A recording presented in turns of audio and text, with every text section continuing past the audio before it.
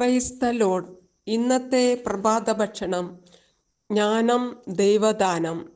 ഞാൻ നീതിയുടെ മാർഗത്തിലും ന്യായത്തിൻ്റെ പാതകളിലും ചരിക്കുന്നു.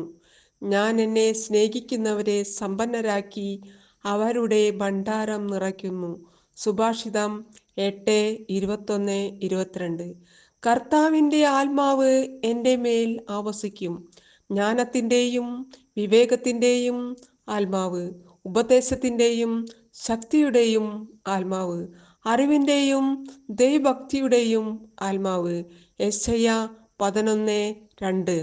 നീ നീതിയെ സ്നേഹിക്കുകയും ദുഷ്ടതയെ വെറുക്കുകയും ചെയ്യുന്നു.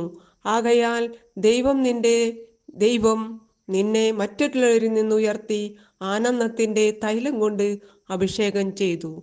ആദിയിൽ വചനമുണ്ടായിരുന്നു,